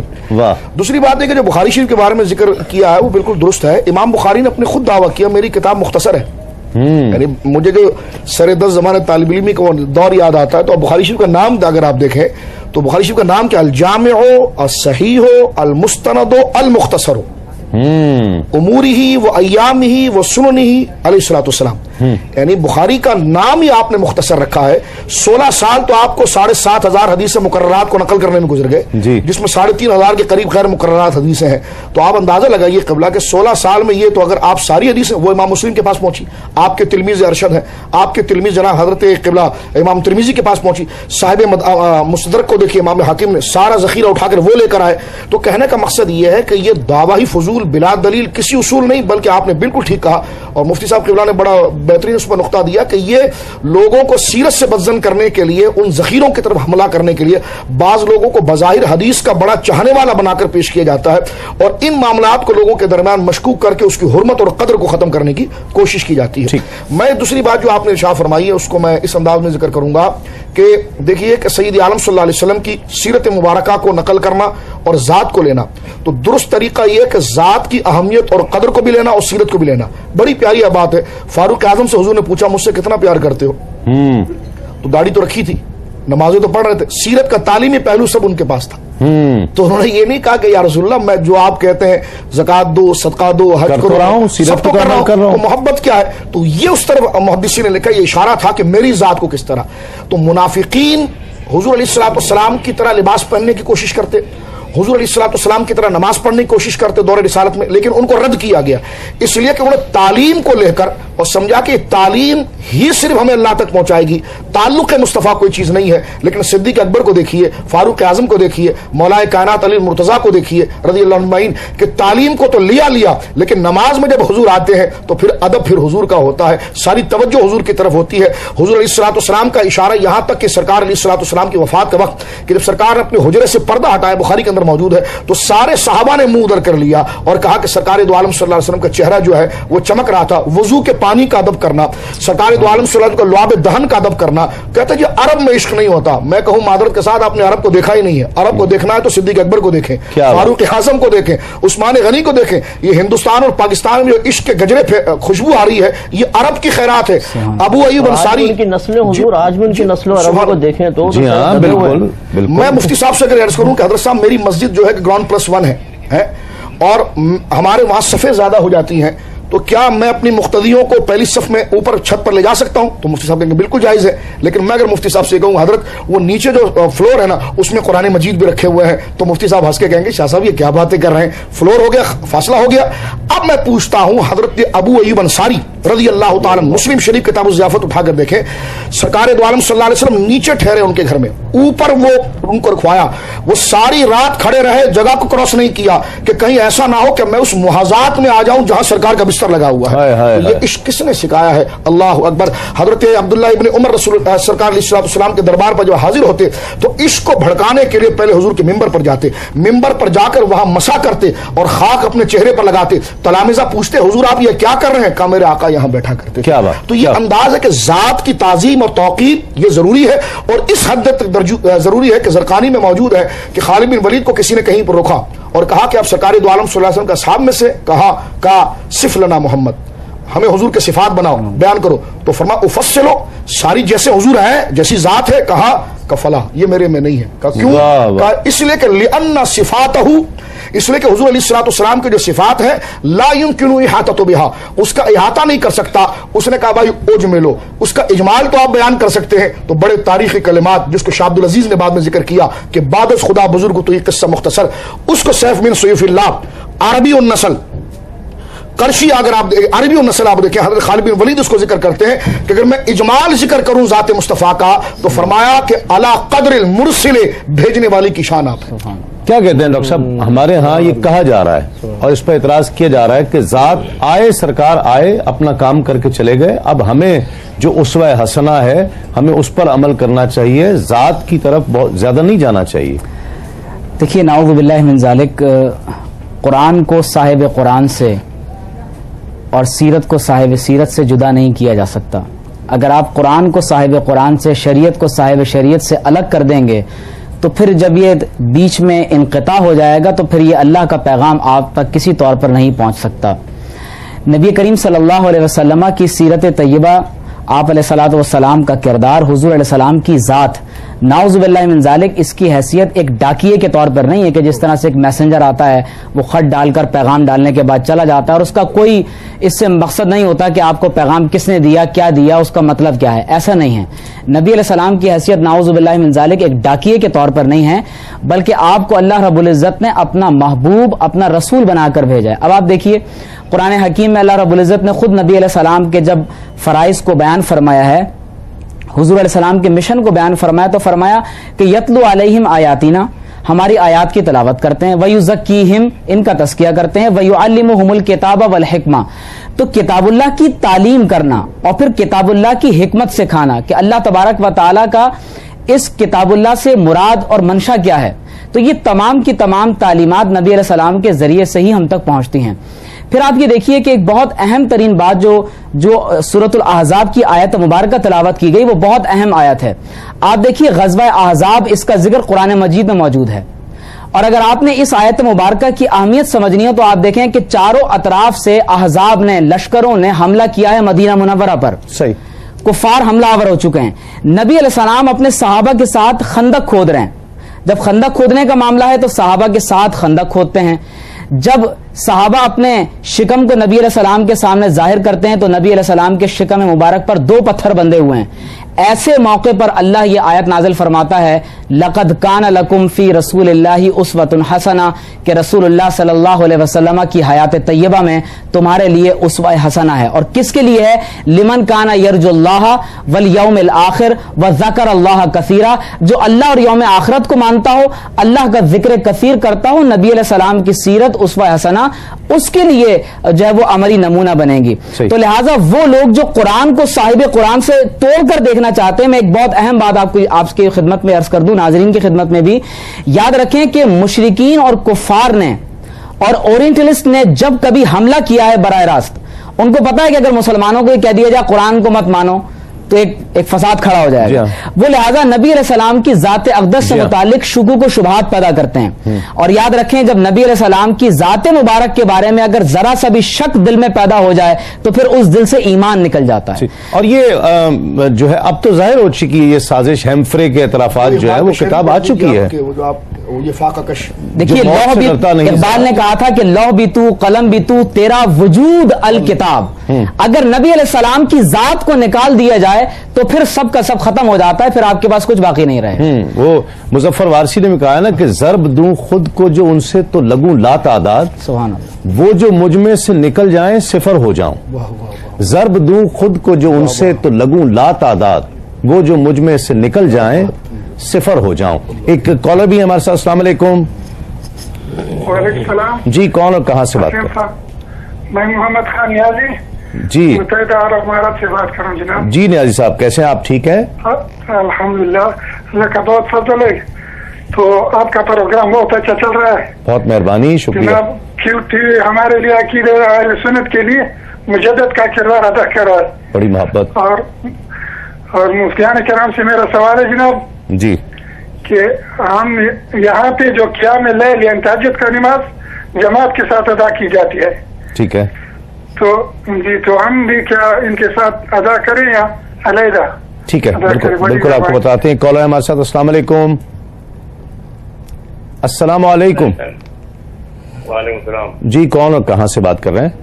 मैं कराची से बात कर रहा हूँ जी। मेरे किराएदार से हमारे लाइन मेरे ख्याल ड्रॉप हो गई। एक तो इस सवाल का जवाब भी दे दीजिएगा, फिर दूसरा, आजकल जिस तरह आइडलाइज किया जा रहा है आजकल की शख्सियात को, टेलीविजन के हीरोज को और फिल्म के आर्टिस्ट को और खिलाड़ियों को और पॉलिटिशियन को, और फिर अगर बात करनी भी, कोई पढ़ा लिखा तबका अगर बात करता भी है तो कुछ अंग्रेजों की बात करता है, कुछ अमेरिकन की बात करता है, और उन्हें आइडलाइज करने की सीरत से वो नावाकिफ है। जी हाँ, ये हमारे यहाँ बहुत बड़ा अलमिया है, और शायद इसमें मैं कहता हूँ कि तबक़ा उलमा का भी किरदार है कि हम महदूद हो गए ज़रा एक मखसूस तबक़े तक, एक मखसूस तबक़े तक ही हमारी रसाई है। उसी तबक़े के बच्चे अक्सर हमारे पास आते हैं, वेल एजुकेटेड लोग, पढ़े लिखे लोग, मालदार लोग। एक और बहुत बड़ा ऐसा हमारे मुआशरे का हिस्सा है कि जो दारुल उलूमों से या उलमा की तालीमात से बहुत दूर हो गया है। اس میں مطلب میں نے طبقہ علماء کا نام اس لیے لیا کہ صرف یہی قصوروار نہیں ہے، لیکن ہماری ایک بہت بڑی ذمہ داری ہے کہ ہم سر جوڑ کر بیٹھیں اور اس بات پہ غور و تفکر کریں کہ موجودہ دور میں کس طریقے سے سرکار کی تعلیمات کو احسن انداز سے اس طبقے تک بھی پہنچایا جائے. ٹھیک ہے. اور یہ کیو ٹی وی اس میں ماشاءاللہ بہت بہترین کردار ادا کر رہا ہے. پورے ورلڈ وائڈ آپ بھی جاتے ہیں، ہم نے بھی دیکھا ہے کہ ماشاءاللہ ایسی فیملیز کے جو پہلے دین سے بالکل اٹیچ نہیں تھیں، اب ان کے گھروں میں انقلابی تبدیلیاں پیدا ہوئی ہیں. ٹھیک ہے. اور جو اس قسم کے لوگ ہیں، اگر کوئی بالفرض ہماری بات سنی رہا ہے تو ان سے میں کہ گزارش کروں گا کہ ذرا جن کو آپ نے اپنا رول ماڈل بنایا ہوا ہے انہیں دیکھیں کہ انہوں نے کس کو بنایا ہوا ہے. انگریز تو آج ہمارے اکابرین کی سیرت کو پڑھ پڑھ کے اپنے معاشرے کو بے نظیر و بے مثال بنائے ہوئے ہیں. جی ہاں. یو کے وغیرہ میں دیکھ لیتے تو عمر فاروق کے تمام قوانین کو انہوں نے پڑھا ہے اور اس کو اپنے علاقوں میں نافذ کیا ہے، تو آج دیکھیں کتنا امن ہے. وہ لوگ ہمارے نبی کی سیرت کو دیکھ کر یہ دیکھتے ہیں کہ ایک کامیاب لیڈر کس طرح بنا جاتا ہے. وہ تو ہمارے نبی کریم سے سیکھ رہے ہیں، اور ہم احساس کمتری میں مبتلا ہو کر جو ہمارے سرکار سے سیکھ رہے ہیں ان شاگردوں کو اپنا استاد بنائے بیٹھے ہوئے ہیں. جی ہاں. تو یہ ذہنی پستی جو ہماری ذہنی پسماندگی آپ کے لیے، اس سے ہمیں باہر نکلنا ہوگا. ہمیں تو اللہ نے اتنی بڑی نعمت دی ہے کہ ہمیں کسی اور کی طرف دیکھنے کی حاجت ہی نہیں ہے. رحمت کونین صلی اللہ علیہ وسلم کی حیات طیبہ اتنی کامل و اکمل ہے کہ اگر ایک ڈاکٹر کو کچھ اپنی فیلڈ میں کچھ دیکھنا ہو سرکار، ماہر نفسیات کو دیکھنا ہو سرکار، باپ کو دیکھنا ہو ہمارے سرکار، کسی جنگ کا سپہ سالار کو اپنا رول ماڈل بنانا ہو ہمارے سرکار، کون سا زندگی کے شعبے کا ایسا پہلو نہیں ہے جس میں سرکار صلی اللہ علیہ وسلم کی کامل زندگی مکمل رہنمائی فراہم نہ کر رہی ہو. ہمارا چیلنج یہ ہے کہ رول ماڈل وہی ہوتا ہے جو ہر لحاظ سے کامل و اکمل ہو. آپ سارے اپنے بنائے ہوئے رول ماڈل ایک طرف رکھ لیں اور ہم سرکار صلی اللہ علیہ وسلم کو ایک طرف رکھتے ہیں، جو کامل ہو پیروی اس کی جائے. صحیح. عصر حاضر میں کتنی ضرورت ہے اور اس کو کس طرح سے ہم سیرت کی طرف آ سکتے ہیں؟ دیکھیے، میری ماں ام المومنین سیدہ عائشہ صدیقہ بنت صدیق رضی اللہ عنہما سے جب پوچھا گیا کہ حضور علیہ الصلوۃ والسلام کی سیرت کیا ہے، صحیح بخاری میں، تو فرمایا کان خلقہ القرآن. حضور علیہ الصلوۃ والسلام کا خلق جو ہے اور سرکار علیہ الصلوۃ والسلام کی سیرت جو ہے وہ کیا ہے؟ وہ قرآن ہے. یعنی جو حضور علیہ الصلوۃ والسلام نے کیا اسی کو قرآن نے بیان فرمایا. اس کو حضرات صوفیہ ذرا عشقیہ رنگ میں کہتے ہیں. وہ کہتے ہیں ٹیکسٹ کی صورت میں قرآن تو 40 سال بعد اترا ہے، لیکن حضور قرآن لے کر ہی آمینہ کے گھر میں آئے تھے. اس لیے قرآن نے کہا وما ضل صاحبکم وما غوا. میرا حبیب ماضی کا صیغہ، ضل بھی ماضی ہے اور غوا بھی ماضی ہے. فرما میرا حبیب جو تمہارے سامنے کھڑا ہے اے مکہ والو، تو فرما ضل صاحبکم وما غوا. نہ یہ کبھی گمراہ ہوا تھا نہ کبھی رائے راست سے ہٹا تھا. غوا کا معنی یہ کہ اس کی سیرت اس وقت بھی بے نظیر اور مثال تھی، اور دلہ کا معنی یہ کہ ہدایت اس کے پاس تھی، ہاں شوق الہی میں اور بڑھ رہا تھا. تو فرما اپنی محبت میں خود رفتہ پایا. ووجدک ضالا فہدی. تو اللہ رب العالمین نے وہی براہ راست جلی وہی دے کر اپنے محبت سے اور سرشار فرمایا. تو یہ قرآن مجید نے ذکر فرمایا. تو قرآن مجید جو ہے وہ حضور علیہ الصلوۃ والسلام کی خلق کو بیان کرتا ہے، اور خلق جو ہے وہ پیدائشی عادت کو کہتے ہیں. واہ واہ. اور خلق جب پیدائشی عادت کو کہتے ہیں اور حضور کا خلق قرآن ہے، تو اس کا مطلب تو حضرات محی الدین ابن عربی نے جو فرمایا ٹھیک فرمایا کہ حضور علیہ الصلوۃ والسلام مضامین لے کر آئے ہیں. یہ تو براہ راست ٹیکسٹ بعد میں آیا، بلکہ یہاں تک وہ ذکر فرماتے ہیں کہ دیکھیے آپ وضو نماز کب فرض ہوئی ہے؟ معراج میں، ٹھیک ہے، اور وضو کے احکام کب اتر رہے ہیں؟ سن 9 ہجری 8 ہجری کے قریب آ کر اتر رہے ہیں. تو اتنا عرصہ جو 8-10 سال گزرا ہے کہ یہ بغیر نمازوں سے اترا ہے؟ فرما نہیں. تو فرما حضور نے وضو کا حکم دیا، کہاں دیا؟ تو فرمایا قرآن کا کام یہ ہے کہ شریعت کو رسول بناتا ہے، قرآن اس کی تصدیق کرتا ہے. کیا بات. واہ واہ واہ. یہ بڑی پیاری بات حضرات صوفیہ نے اس موضوع کو سمجھانے کے لیے دی ہے، اور ایسی درجنوں مثالیں آپ کو قرآن کے اندر ملے گی. تو آج کے دور میں قرآن اگر قیامت تک کے لیے، میں پہلے ہم بیٹھ کر طے کریں کہ قرآن قیامت تک کے لیے ہدایت ہے، اگر قیامت تک کے لیے ہدایت ہے تو یقیناً اسی کا نتیجہ، اسی کا ثمر، اسی کی تفسیر اور اس کی بہترین انٹرپریٹیشن جو ہے وہ سرکار دو عالم صلی اللہ علیہ وسلم کی سیرت مبارکہ ہے. وہ بھی اس کے لیے لازم ملزوم ہے. جس طرح نزول کے وقت لازم تھی، صحابہ کو تفہیم قرآن کے لیے اس کی ضرورت تھی، اور تابعین کو فہم قرآن کو حاصل کرنے کے لیے اس کی حاجت تھی، تو قیامت تک ہدایت کو لینے کے لیے سرکار دو عالم صلی اللہ علیہ وسلم کے خطوط مبارکہ سے خیرات لی جائے گی. صحیح. کیا کہتے ہیں ڈاکٹر صاحب، کیا کرنا چاہیے اب سیرت کی طرف ہم آئیں، لوگ آئیں، ناظرین، جو کس طرح سے آیا جا سکتا ہے اور عصر حاضر میں اس کی کتنی ضرورت ہے؟ دیکھیے، سب سے پہلے ایک اہم بات میں یہ کہنا چاہتا ہوں کہ سیرت کا ایک پہلو یہ بھی ہے کہ مستشرقین نے نبی کریم صلی اللہ علیہ وسلم کی سیرت کو پڑھنا شروع کیا، جن کو اورینٹلزم یا اورینٹلسٹ کہا جاتا ہے، تحریک استشراق کے نام سے جس کو جانا جاتا ہے. اور اس کا بنیادی مقصد یہی تھا کہ مشرقی علوم کو سیکھا جائے آپ علیہ السلام کی سیرت کو سیکھا جائے اور اس کے بعد مسلمانوں کے اندر جو نبی علیہ السلام کی محبت ہے نعوذ باللہ من ذالک اس کو کم کیا جائے، وہ لوگ جو دائرہ اسلام میں داخل ہو رہے ہیں ان کو اسلام سے دور کیا جائے، اور ایک بہت بڑے پیمانے پر یہ بھی مہم چلائی گئی کہ اسلام کا جو علمی ذخیرہ ہے اس کو یورپ میں منتقل کیا جائے۔ لیکن اس دوران میں بہت سے ایسے لوگ جنہوں نے نعوذ باللہ نبی علیہ السلام کی سیرت کو ایک منفی انداز سے پڑھنے کا ارادہ کیا، لیکن جب حضور علیہ السلام کی سیرت کو پڑھتے چلے گئے تو بجائے اس کے کہ حضور پر اعتراض کرتے خود فدا ہو گئے اور دائرہ اسلام میں داخل ہو گئے۔ آپ دیکھیے کہ مارٹن لنکس وہ ابو بکر سراج الدین کے نام سے ہمارے سامنے آتے ہیں۔ پھر آپ دیکھیے کہ لیوپولڈ ویس ایک زائنسٹ، وہ یہودی تھے لیکن علامہ محمد اسد کے نام سے آتے ہیں، جنہوں نے بعد میں باقاعدہ پاکستان کے لیے ایک بہت بڑا کردار جو ہے وہ ادا کیا۔ پھر اسی طرح سے آپ دیکھیے کہ جو ہے وہ مورس بکائلے جو ایک بہت بڑا شاہ فیصل کا ڈاکٹر بھی تھا، میڈیکل ڈاکٹر، اس نے باقاعدہ اسلام قبول کیا اور اس نے پھر ایک کتاب لکھی کہ Quran and Bible in the light of science. تو یہ تمام تر، اس کے علاوہ مثالیں بھی اگر آپ دیکھیں تو برنارڈ شاء جو بہت بڑا ایک ناولسٹ اور ادیب اور فلسفی گزرا ہے، حضرت شاہ عبد العلیم صدیقی رحمۃ اللہ تعالی علیہ مبلغ اسلام، جب ان سے آپ کا اس کا ڈائلاگ ہوا باقاعدہ تو اس نے کہا کہ مولانا آپ نے جو حضور صلی اللہ علیہ وسلم کی سیرت کو بیان کیا ہے تو میرا دل یہ کہتا ہے کہ آج سے 100 سال بعد پوری دنیا کا مذہب اور دین اسلام ہوگا۔ اور پھر اس نے ایک بات یہ بھی کہی کہ جب میں نبی علیہ السلام کی سیرت کو پڑھتا ہوں تو اس نتیجے پر پہنچتا ہوں کہ آج دنیا کے جتنے بھی مسائل ہیں، چاہے وہ ان کے مہنگائی کا مسئلہ ہو، معاشی مسائل ہوں، سیاسی مسائل ہوں، دہشت گردی کے مسائل ہوں، اس نے کہا کہ محمد از دا سیویئر آف ہیومینٹی۔ اس نے کہا کہ اگر کسی ذات کی سیرت میں انسانیت کی آج نجات ہے تو وہ محمد رسول اللہ صلی اللہ علیہ وسلم کی ذات گرامی ہے۔ تو لہٰذا آپ کوشش یہ کریں کہ نبی کریم صلی اللہ علیہ وسلم کی سیرت کا مطالعہ کریں۔ اب آپ یہ دیکھیے کہ ہمارے ہاں جو محدثین نے نبی علیہ السلام کی سیرت کے مختلف پہلو بیان کیے ہیں، آپ دیکھیں طب نبوی ایک پہلو ہے، لوگ سیرت عوام کے لیے چھوٹے چھوٹے کتابچے نبی علیہ السلام کی سیرت کو آسان کر کے پیش کرنا، اسے لوگ سیرت کہا جاتا ہے۔ پھر آپ علیہ السلام کی تعلیمیات سیرت، حضور علیہ السلام کی جو ایجوکیشنل پالیسی تھی پوری انسانیت کے لیے، وہ سیرت کا تعلیمیات سیرت کا پہلو ہے۔ پھر روحانیات سیرت ہے، ادبیات سیرت ہے، نبی علیہ السلام کے خطبات اور مکاتیب، یہ پورا سیرت کا ایک پہلو ہے۔ نبی علیہ السلام کے مداح، حضرت عبد المطلب نے بچپن سے نبی علیہ السلام کی شان میں جو اشعار کہے ہیں، اس وقت سے لے کر اکابر صحابہ تک، لم ارا مثلہ قبلہ ولا بعدہ، یہاں تک اور قیامت تک جتنے لوگ نبی علیہ السلام کی شان میں شاعری کرتے رہیں گے وہ تمام اس کا پہلو ہے۔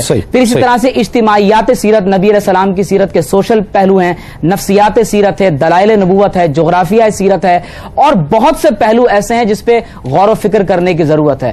تو میں یہاں پر جو خاص طور پر آپ نے کہا کہ ہمیں کیا کرنا چاہیے، سب سے پہلی بات یہ ذہن میں رکھیں، نبی علیہ السلام کی سیرت کا ایک ایک پہلو امت سے عملی تواتر کے ساتھ محفوظ ہے۔ صحیح، ایسا نہیں ہے کہ کوئی ہوائی بات ہے، عملی تواتر سے یہ چیزیں محفوظ ہیں۔ دوسری بات کتابوں میں محفوظ ہیں، تیسری بات امت کے حافظے میں محفوظ ہیں، قرآن مجید کی صورت میں بھی محفوظ ہیں۔ لہذا نبی علیہ السلام کی سیرت کا مطالعہ کریں، حضور علیہ السلام کی سیرت کے آئینے کو سامنے رکھ کر اپنے کردار کی تزیین و آرائش کریں اور پھر اس سیرت کے نفاذ کی کوشش کریں۔ صحیح ناظرین، ایک وقفے کے بعد لوٹتے ہیں۔ لاہور اور اسلام آباد میں انتہائی سحر کا وقت ہوا چاہتا ہے، ایک وقفے کے بعد لوٹتے ہیں، اس یقین کے ساتھ آپ کہیں نہیں جائیں گے۔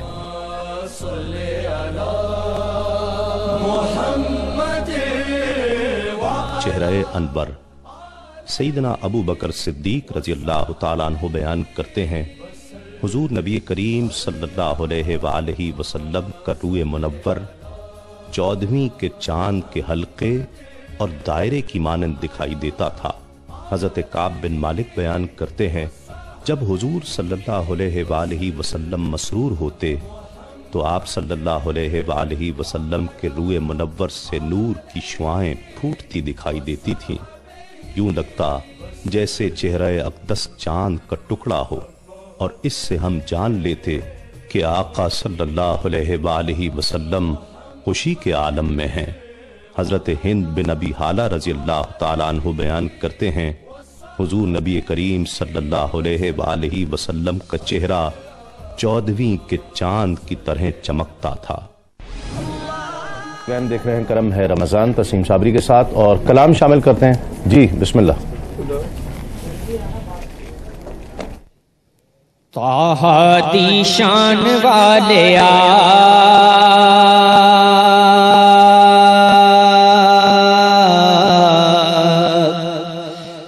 عرشاں تے جان والیا طٰہٰ دی شان والیا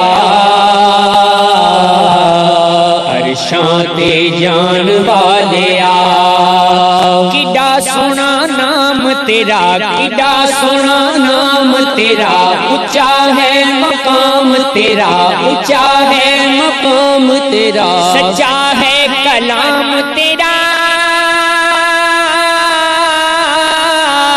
سچا ہے کلام تیرا آیتاں سنان والیا عرشاں تے جان والیا آیتاں سنان والیا عرشاں تے جان والیا طٰہٰ دی شان والیا عرشاں تے جان والیا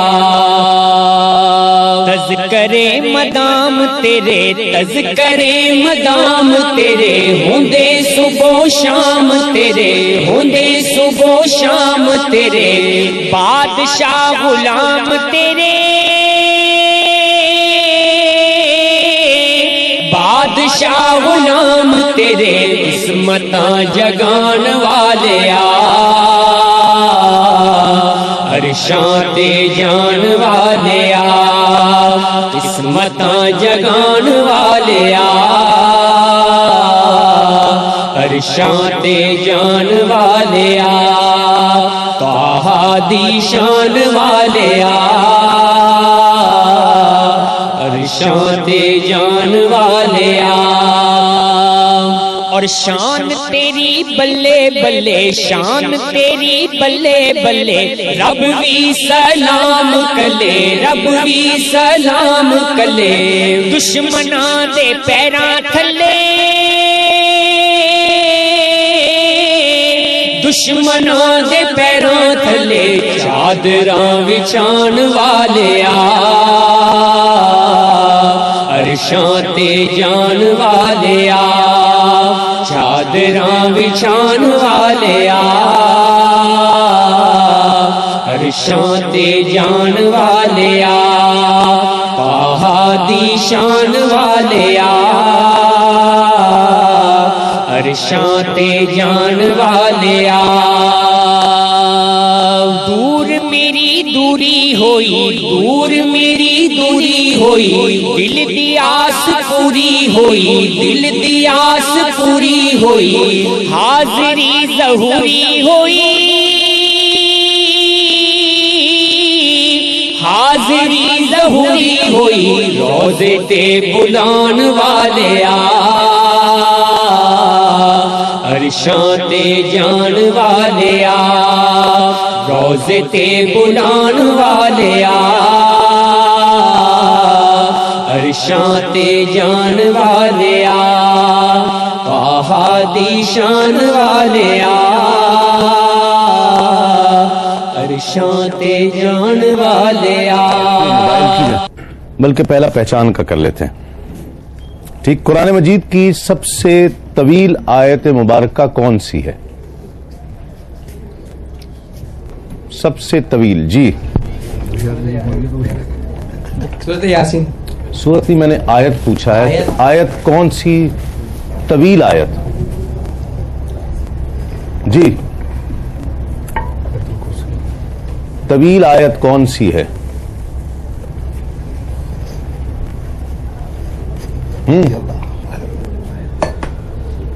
طویل آیت کون سی سورت میں ہے؟ سورہ اخلاص.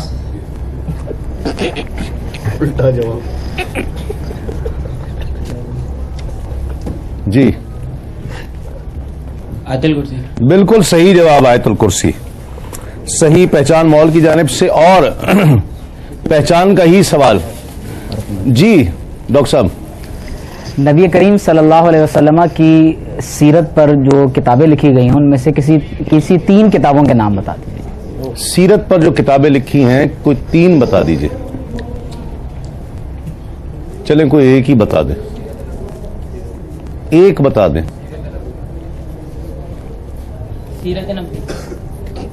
سیرت نبوی. نہیں مطلب کسی کتاب کا نام بتائیں نا، یہ تو آپ ایک ایسے رائٹر کا نام صاف ہوگا نا. بخاری شریف نہیں، مسلم شریف. سیرت کی کتاب، سیرت کی، سیرت. جی ضیاء النبی، ضیاء النبی صلی اللہ علیہ وسلم. بالکل صحیح، پیر کرم شاہ صاحب کی ضیاء النبی. جی شاہ صاحب، الجنت کا سوال.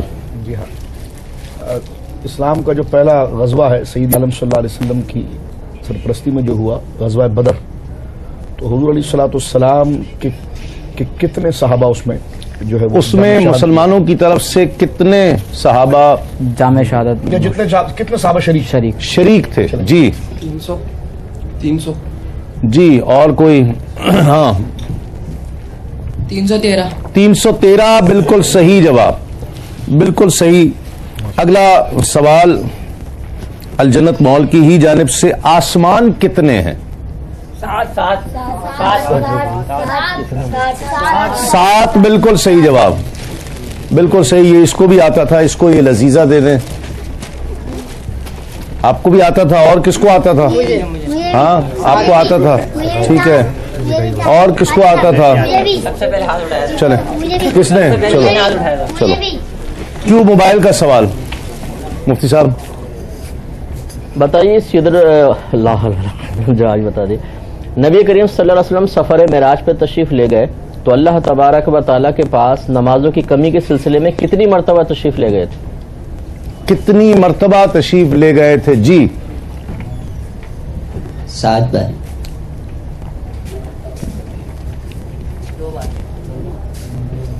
2 بار. نہیں. جی نہیں. جی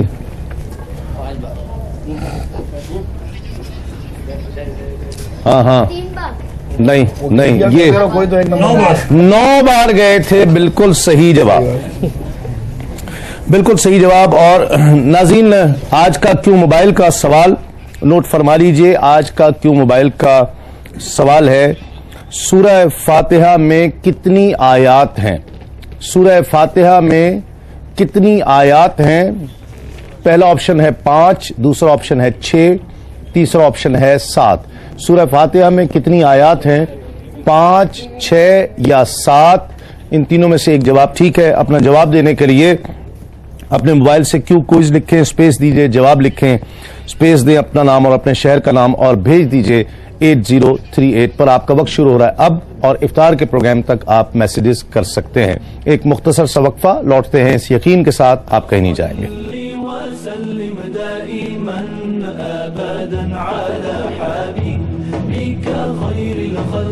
ایک ساتھ حضرت جابر رضی اللہ عنہ بیان کرتے ہیں کہ نبی کریم صلی اللہ علیہ وسلم نے ارشاد فرمایا، رات کو ایک ایسی ساتھ بھی آتی ہے جس میں کوئی مسلمان اللہ سے دنیا و آخرت کی کوئی بھی چیز مانگے، اللہ تعالیٰ اسے وہی عنایت فرما دیتا ہے، اور یہ ساتھ ہر رات آتی ہے. خوش آمدید. آپ پروگرام دیکھ رہے ہیں کرم ہے رمضان تسیم صابری کے ساتھ، اور کنکلوڈ کرتے ہیں آج کے اس ٹاپک کو. اور میں چاہوں گا کہ اگر تینوں علماء کرام ناظرین کی ذہنی استعداد کو بھی مد نظر رکھتے ہوئے اگر کوئی سیرت کی کتاب بھی ریکمینڈ کریں تو وہ زیادہ اچھا ہے. جی مفتی صاحب. جی ہاں، دیکھیں میں گزارش کرتا ہوں، ایک تو ہر طبقہ اس معاملے میں اپنا اپنا کردار ادا کرے. اگر اپر لیول پہ کچھ نہیں ہو رہا تو کم از کم ہم نیچے سطح پہ کریں کہ والدین جو ہیں اپنے بچوں کو باقاعدہ نبی کریم صلی اللہ علیہ وسلم کی سیرت پڑھائیں. اسی طرح کاش یہ ایسا ہو جائے کہ ہمارے اسکول میں، کالجز میں، یونیورسٹی میں بتدریج نبی کریم صلی اللہ علیہ وسلم کی سیرت کو باقاعدہ سلیبس میں داخل کیا جائے. جی ہاں، اور یہ ناممکن نہیں ہے. بچے بہت شوق سے اس کو حاصل کریں گے. ہم نے دیکھا ہے کہ لوگوں میں حاصل کرنے کا بڑا جذبہ ہے اور بہت اچھے انداز سے لوگ حاصل کرتے ہیں. اسی طریقے سے ہمارے ائمہ کرام پورے سال میں جو خطبات ارشاد فرماتے ہیں جمعے کے خاص طور پر، ان میں چند ایسے جمعے مختص کر لیں کہ جس میں سیرت پر ہی بیان، اور ہوتا بھی ہے ماشاءاللہ، اس کا انکار نہیں ہے. تو اس طریقے سے اگر ہم اس کو فوکس کر کے کوشش کریں گے کہ ہر شعبہ ہے زندگی سے تعلق رکھنے والا سرکار کی سیرت سے فیضیاب ہو اور یہ پیغام آسان انداز سے اس تک پہنچے، تو انشاءاللہ ایک وقت آئے گا کہ ضرور پہنچے گا بھی اور اس کے اثرات بھی مرتب ہوں گے. صحیح. دوسرا کتاب جو ہے اوتھینٹکسٹی کے اعتبار سے میرے نزدیک مدارج النبوت جو ہے بہت بہترین کتاب ہے. کہ اس پہ آپ بہت حد تک اعتماد کر سکتے ہیں. ٹھیک ہے. اور بھی بہت اچھی اچھی کتابیں ہیں، لیکن بعض ایسی کتابیں بھی شامل کر دی گئیں جن میں ایسی روایات ہیں جن کو پڑھنے کے بعد معذاللہ اور مشکوک سی چیز ہو جاتی ہے. تو مدارج النبوت ایک بہت اچھی میں نے کتاب محسوس کی ہے، شیخ عبداللہ محدث دہلوی رحمۃ اللہ علیہ کی ہے. ویسے تو فارسی میں اس کا لیکن ترجمہ مل جاتا ہے. جی شاہ صاحب. جی میں یہی گزارش کرنا چاہوں گا کہ سید عالم صلی اللہ علیہ وسلم کی سیرت پاک کو پڑھنا چاہیے، اور اس کے دروس جس طرح ذکر کیا کہ علماء دیتے ہیں اس کو سننا چاہیے. اس سے ذات مصطفیٰ کریم صلی اللہ علیہ وسلم سے ایک تو والہانہ عقیدت ہو جاتی ہے، دوسرا حضور علیہ الصلوۃ والسلام کی سیرت مبارکہ جو ہے اللہ رب العالمین جل مجدہ نے ہر انسان کے اندر ہر صلاحیت، مکمل صلاحیت باصلاحیت کر کے ہر انسان کو پیدا کیا ہے ہدایت کو قبول کرنے کے لیے، لیکن وہ رہنما اصول کا محتاج ہوتا ہے، کہ وہ ایسے راستے کا محتاج ہوتا ہے جس پر اپنے جذبات کو جو متفرق طور پر ہے اس کو کہاں پر اس کے مسالک کو تلاش کرے. تو سید عالم صلی اللہ علیہ وسلم کی سیرت مبارکہ جو شعبہ زندگی پر محیط ہے، صحابہ حضور کے پاس آئے، سرکار کا اپنے ازواج کے ساتھ معاملہ، سرکار کے خطبات، سرکار کے جنگی معاملات، تو یہ ایسی چیزیں کہ جس میں بندے کے لیے قبول رد کے دونوں تقاضے واضح ہو جاتے ہیں، محبت اور غضب کے دونوں تقاضے واضح ہو جاتے ہیں، خیر و شر کے جو دونوں مختلف سمتیں ہیں وہ سرکار دو عالم صلی اللہ علیہ وسلم کی سیرت مبارکہ اس کے لیے ایک امتیازی پہلو کو ذکر کرتی ہے. اور سیرت کی کتاب کے حوالے سے اگر ذکر کریں تو بنیادی کتاب ہے ضیاء القرآن، ایک بہت اچھی کتاب ہے کہ جو ایک تفصیل کے ساتھ ضیاء النبی بہت اچھی کتاب ہے جو تفصیل کے ساتھ لکھی گئی ہے سرکار دو عالم صلی اللہ علیہ وسلم کی محبت اور عقیدت کے ساتھ، کہ اس میں ذات مصطفیٰ کریم صلی اللہ علیہ وسلم کے احترام کو ساتھ رکھا گیا. حضور قبلہ مولانا نور بخش توکلی صاحب رحمۃ اللہ علیہ کی سیرت النبویہ ہے، عبد المصطفیٰ سیرت رسول عربی، اور اسی طرح سیرت مصطفیٰ حضرت علامہ عبد المصطفیٰ اعظمی صاحب کی ہے. یہ جس طرح آپ نے کہا تھا کہ آسان کتابیں، یہ بہت آسان کتابیں ہیں اور عشقی طرز پر لکھی گئی ہیں. عشق سے مراد جو صحابہ کے جذبات تھے وہ ان کی تحریر کے اندر بڑے اچھے انداز میں محفوظ کیے گئے ہیں، اور اس کے ضمن میں سرکار کے سیرت کے آثار ذکر کیے گئے کہ سیرت پڑھنے کے ساتھ ساتھ ہمیں طریقہ زندگی بھی آئے اور ان شخصیات کے ساتھ والہانہ محبت بھی ہو جائے. صحیح. جی ڈاکٹر صاحب. دیکھیے کتاب کی حوالے سے تو میں طاہر شاہ صاحب کی ہی کروں گا کہ پیر کرم شاہ الازہری صاحب کی ضیاء النبی عشق محبت اور ادب میں ڈوب کر لکھی گئی ہے، اور جتنی بھی زبانوں میں سیرت کی کتابیں لکھی گئی ہیں میری معلومات کے مطابق اس قدر عشق محبت اور خوبصورتی کے ساتھ کسی اور زبان میں کتاب نہیں لکھی گئی.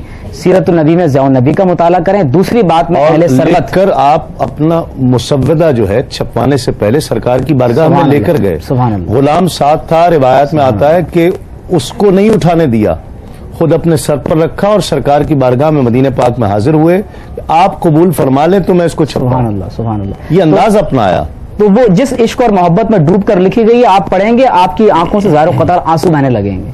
تو ایک تو ضیاء النبی کا مطالعہ کریں. دوسری بات میں اہل سربت اور اہل علم حضرات کی توجہ اس بات کی طرف مبذول کرانا چاہوں گا کہ جس طرح سے اسلام اورینٹلزم اینڈ ویسٹ میں پروفیسر ایڈورڈ نے ایک آرٹیکل لکھا تھا، اس نے کہا جو ٹائم میگزین میں 1969 میں شائع ہوا، اس نے کہا کہ ہم نے 1800 سے لے کر 1950 تک نبی علیہ السلام کے نعوذ باللہ سیرت کے خلاف 60,000 سے زائد کتابیں تصنیف کی. تو کوشش یہ کریں کہ اہل سربت اور اہل علم حضرات، اہل سربت اہل علم حضرات کے خادم بنیں، اور کوشش کریں کہ ایک ایسا ادارہ بنایا جا سکے جس میں خاص طور پر حضور علیہ الصلوۃ والسلام کی سیرت طیبہ پر جو اعتراضات ہوتے ہیں، جدید اور قدیم جتنے بھی اعتراضات کیے ہیں، تمام کے تمام اعتراضات کے علمی دنیا میں جواب دیے جائیں. جوابات پہلے بھی دیے جاتے رہیں لیکن کوشش کی جائے کہ جدید ذہن کو سامنے رکھتے ہوئے اس کا اہتمام کیا جائے کہ کسی ادارے میں خاص طور پر کچھ لوگوں کو مختص کر دیا جائے کہ وہ اپنی پوری زندگی نبی علیہ الصلوۃ والسلام کی سیرت کے دفاع میں صرف کریں. یہ بہت بڑی اسلام کی خدمت ہوگی. ایسی کتابوں کو پڑھ کر، میں کتابوں کے نام نہیں لینا چاہتا، بہت سے ایسے کچے ذہن کے ابتدائی زمانے کے بچے لڑکے تھے جو نعوذ باللہ مرتد ہو گئے. کوشش کریں کہ ایسی کتابوں کو جواب لکھیں تاکہ اسلام کی طرف سے ایک بہت بڑی خدمت جو ہے وہ سامنے آ سکے. صحیح.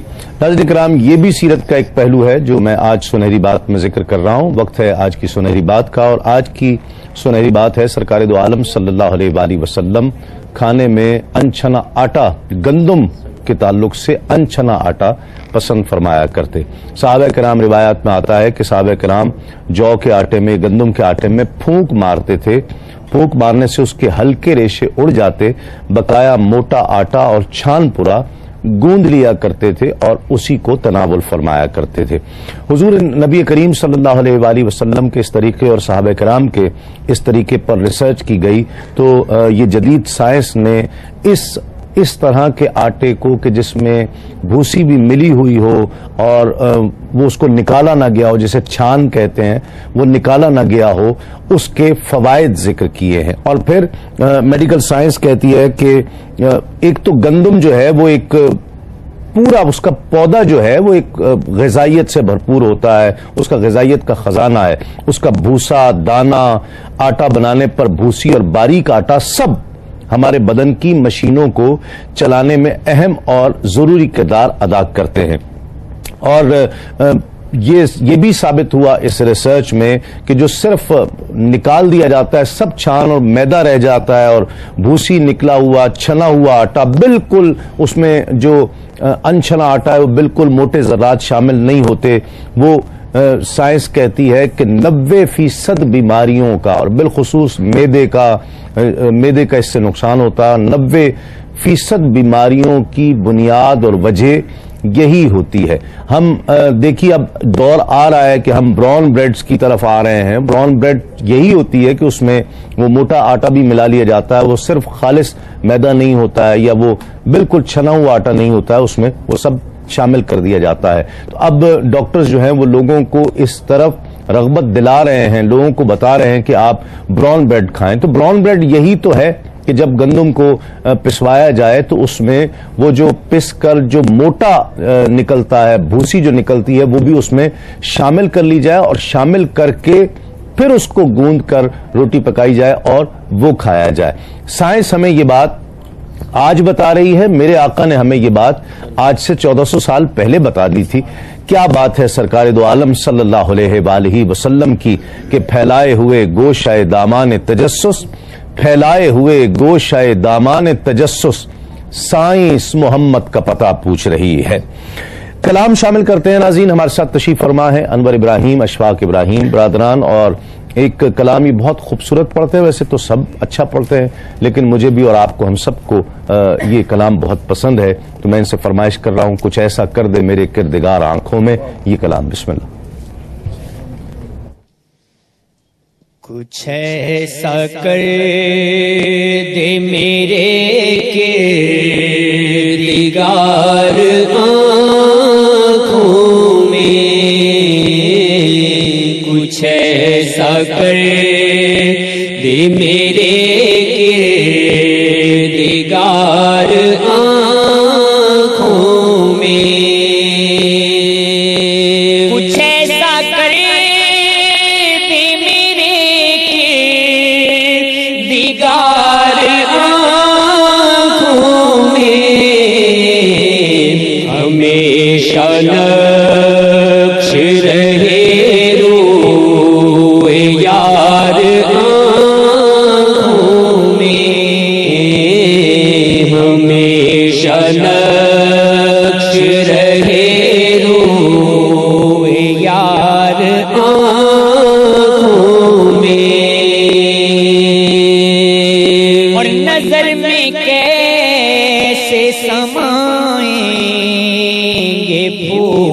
جنت کے، نظر میں کیسے سمائیں یہ پھول جنت کے، کہ بس چکے ہیں مدینے کے خار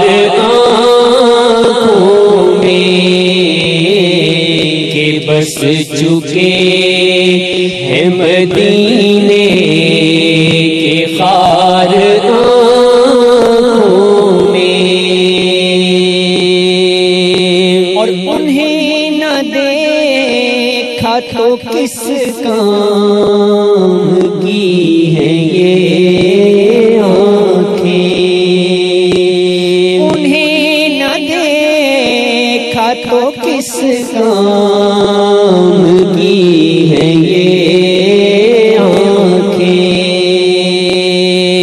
انہیں نہ دیکھا تو کس کام کی ہیں یہ آنکھیں، کہ دیکھنے کی ہے ساری بات بہار آنکھوں میں دیکھنے کی ہے ساری بہار آنکھوں میں اور فرشتوں پوچھتے ہو مجھ سے کس کی امت ہو فرشتوں پوچھتے ہو مجھ سے کس کی امت ہو لو دیکھ لو یہ ہے تصویر یار آنکھوں میں لو دیکھ لو یہ ہے تصویر یار آنکھوں میں. میں بہت شکریہ ادا کرتا ہوں علامہ مفتی محمد اکمل صاحب کا، علامہ سید مظفر حسین شاہ صاحب کا، ڈاکٹر عمیر محمود صدیقی صاحب اور انور ابراہیم، اشفاق ابراہیم، آپ دونوں کا. ناظرین کرام، اب آپ سے ملاقات ہوگی آج سپہر 4 بجے صوت القرآن پروگرام میں، اور اس کے بعد شام 5 بجے علماء کرام کی بزم سجے گی افطار کے خصوصی پروگرام میں. اس وقت تک کے لیے اپنے میزبان تسلیم احمد صابری کو اجازت دیجیے. السلام علیکم. تسلیم.